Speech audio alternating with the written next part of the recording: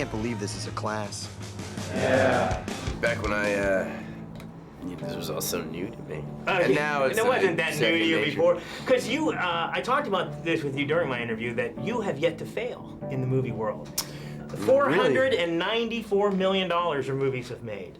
Not Really? one of them has made less than what it cost to make. Crossroads? Crossroads made more money, yes. Really? Yeah, absolutely. I did my research. You're talking to a very serious film critic here. Really? Yeah, so you're like good luck. And in this one, of course, you're carrying the whole thing. Hey. Well, to a certain extent. So this will be the great, if this is the first time it failed. Yeah. That's crazy, I didn't know that. I You feel never all thought of a about sudden that? really You don't sit confident. home and count up your receipts from your box office? All of a sudden I feel really virile and potent. Now, like your character, did you ever have a fake ID? Chuck, I'm what you would call socially kind of slow. So I wasn't, there was no need for me to have a fake ID, as you don't need a fake ID to buy Snapple.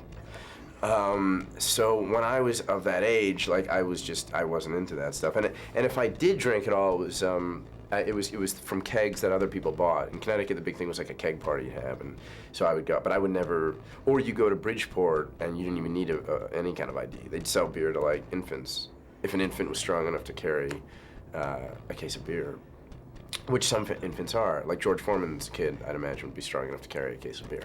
But I digress. No, I never, but when my little brother, I gave him my old driver's license, so he had a great, and we look exactly alike, so he had a great fake ID. You did some singing in this movie. Did that bring back flashbacks of the Warren Cheswick experience? Brought back flashbacks of when I used to try to do musical theater in high school. I was a terrible singer. But yes, you mentioned the Warren Cheswick experience. I'm glad I haven't heard that in a long time. It did.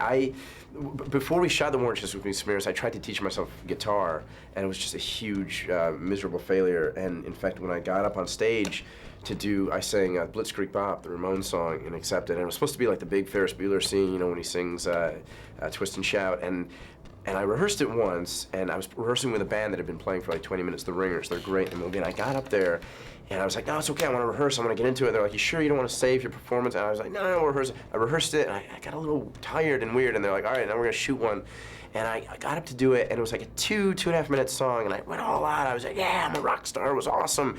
And I got off stage, and I had the most non-rock star reaction that you could possibly have. I got off stage, and I went to my friend Jonah, back to where I was starting the scene from, and I went, oh my God, I think I'm gonna pass out. I seriously can't stand up. I felt like I was gonna faint. The makeup ladies had to bring like Pedialyte, like a big thing of Pedialyte over, which I was drinking out of a straw for the rest of the day. I did one more take, and I was like, and you know, all these extras were watching me. It was so lame. It was the most non-like rock and roll. So if ever I harbored any like secret desires to be a rock star, they were completely dashed in that moment. It sounds good when the credits are rolling, so they have to count in the credits. Yeah. Now, what was in a wad when you were eating it? It was actually really good. It was mostly chocolate, I think. Chocolate and Adam Hirschman's, a little bit of his urine, and that's about it.